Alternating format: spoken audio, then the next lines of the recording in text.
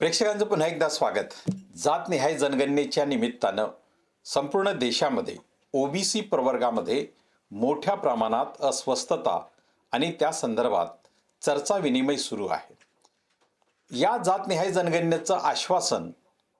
केंद्र सरकारने दिलेलं असतानाही प्रत्यक्षात जातनिहाय जनगणनेचा जो फॉर्म आहे त्यामध्ये 10 नंबरच्या कॉलममध्ये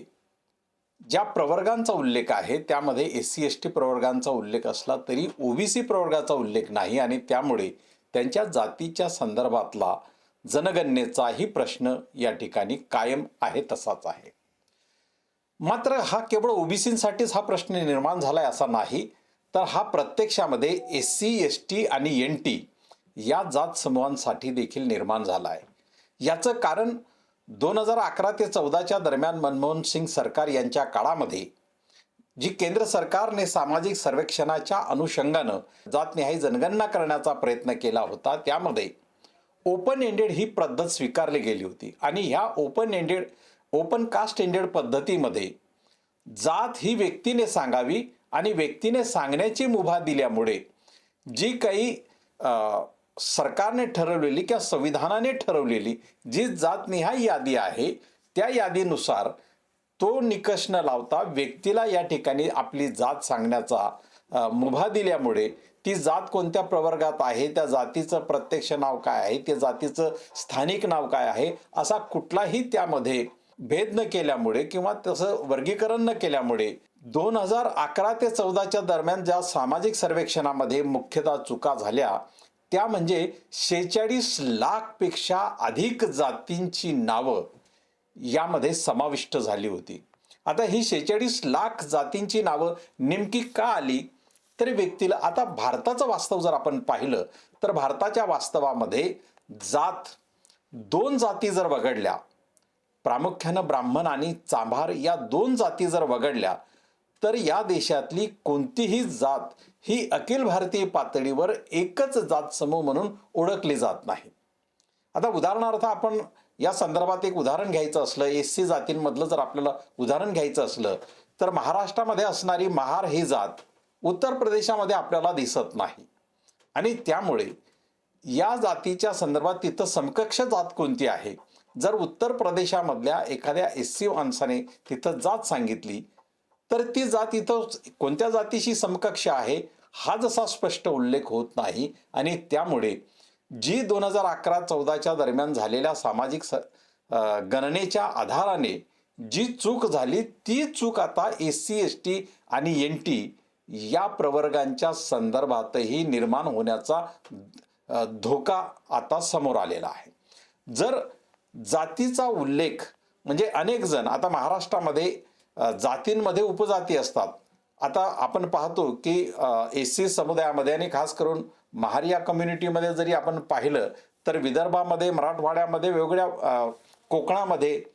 वेगवेगळ्या उपजाती देखील आहेत आणि जर समजा तिथल्या स्थानिकांनी जातनिहाय जनगणनेमध्ये आपली ती उपजात सांगितली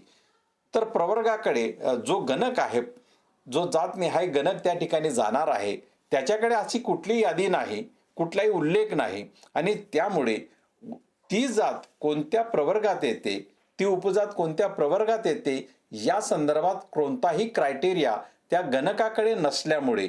त्या एस-सी जातीची ही नोंद एस-सी प्रवर्गात होईल की नाही हा जसा गंभीर प्रश्न निर्माण झालाय तसा एखाद्या जातीची संख्या काढायची असेल तर त्या जातीची निश्चित संख्या देखील त्यामुळे समोर येऊ शकत नाही आणि त्यामुळे या जातनिहाय जनगणनेमध्ये एस-सी एस-टी या जात प्रवर्गांची जनगणना ही दर 10 वर्षांनी केली जाते. मात्र ही 2021 साली न झालेली जातनिहाय जनगणना किंवा एकूण सर्वसाधारण जी जनगणना आहे त्या जनगणनेमध्ये एस-सी एस-टींची ही आता जी होणार आहे त्यामध्ये अशा प्रकारचा जर घोळ निर्माण झाला तर त्या घोळ निर्माण होण्यामुळे प्रश्न असा निर्माण होईल की त्या जातीची किंवा त्या प्रवर्गाची नेमकी संख्या किती आहे. एस-सी मध्ये समाविष्ट असलेल्या जाती या महाराष्ट्रामध्ये किती आहेत आणि त्यामध्ये कोणत्या जातीची किती संख्या आहे हे जर स्पष्ट झालं नाही तर महाराष्ट्रामध्ये जसं आता आरक्षण जे आहे देशामध्ये एस-सीला आरक्षण 15% आहे परंतु महाराष्ट्रामध्ये हे आरक्षण 13% आहे. त्यामुळे 15 आणि 13%च्या या फरकामध्ये जर महाराष्ट्रामध्ये ही संख्या एस सी प्रवर्गाची संख्या जर त्या जातींचं निश्चितीकरणच निश्चित झालं नाही तर त्या प्रवर्गांची संख्या देखील कळणार नाही. आणि सध्या जो उपवर्गीकरणाचा जो प्रश्न आहे ज्याला महाराष्ट्रामध्ये कडाडून विरोध करण्यात आलेला आहे, 59 जातींपैकी केवळ एका जातीचा विरोध वगळला तर 58 जातींनी उपवर्गीकरणाला केलेला विरोध हा जर आपण लक्षात घेतला तर या प्रवर्गामध्ये येणारी संख्या ही जर अशा पद्धतीनं चुकीची आली तर किती गजब होणार आहे. त्यामुळे या जातनिहाय जनगणनेमध्ये केवळ ओबीसींच्या जातनिहाय जनगणनेचा प्रश्न निर्माण झालाय असं नाही, तर SC ST NT या प्रवर्गांचाही जातनिहाय जनगणनेचा प्रश्न गोंधळाकडे नेणारा आहे. त्यामुळे गोंधळ सुरू होणार आहे आणि त्यामुळे त्या जनगणनेमध्ये जी 2011 ते 14च्या सामाजिक सर्वेक्षण किंवा जे आर्थिक सर्वेक्षण किंवा सामाजिक सर्वेक्षण झालं होतं त्यामध्ये जो गोंधळ निर्माण झाला त्यातून ओबीसींच्या संदर्भात सर्वोच्च न्यायालयाने वारंवार त्यांची आकडेवारी किती आहे, त्यांचं प्रतिनिधित्व कसं आहे ही आकडेवारी कोर्टाने वारंवार यातल्या न्यायपालिकेने मागितल्यामुळे ती आकडेवारी आजही कोणत्याही राज्य सरकारला किंवा केंद्र सरकारला न्यायपालिकेसमोर सादर करता आली नाही. त्यामुळे ओबीसींच्या आरक्षणाचा प्रश्न बऱ्याच वेळा अडखडताना किंवा रखडताना दिसतोय. त्यातही ओबीसींचं जे वैधानिक आरक्षण त्यांना जे स्थानिक स्वराज्य संस्थांमध्ये मिळालेलं आहे राजकीय आरक्षण, त्या आरक्षणालाही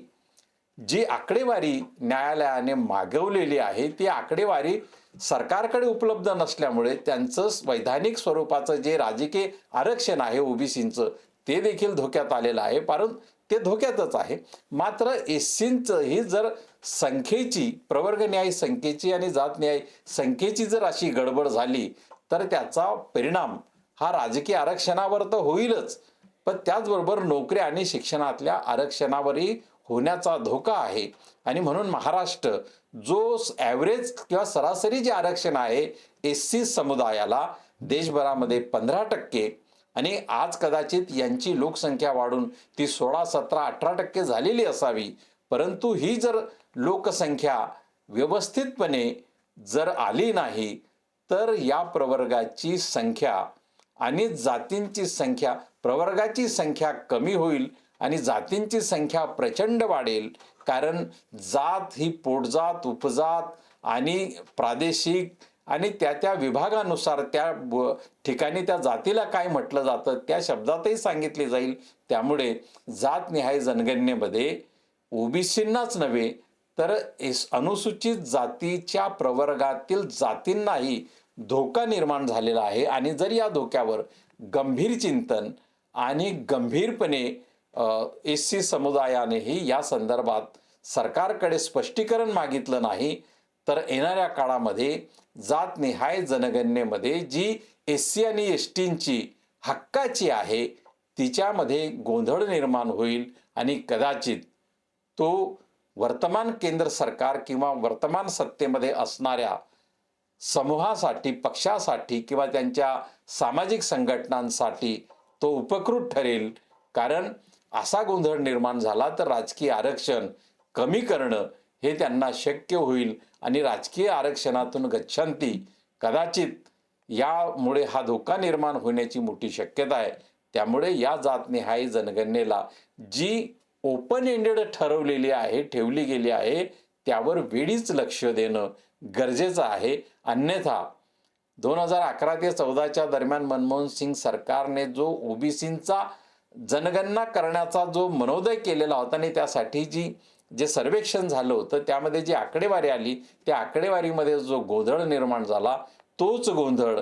SC कॅटेगरी आणि ST कॅटेगरीच्या संदर्भातही 2027 मध्ये होणाऱ्या जनगणनेत निर्माण होण्याचा धोका हा उभा राहिलेला आहे. त्यामुळे यावर इथल्या विचारवंतांनी, इथल्या राजकीय नेत्यांनी, सामाजिक संघटनेच्या कार्यकर्त्यांनी गंभीरपणे विचार करण्याची गरज आहे. हेच आपल्या लक्षात आणून द्यायचं होतं. त्यामुळे हा व्हिडिओ आपल्याला आवडला तर लाईक करा, शेअर करा आणि आमचं चॅनल सबस्क्राईब करायला कंजूशी करू नका. धन्यवाद.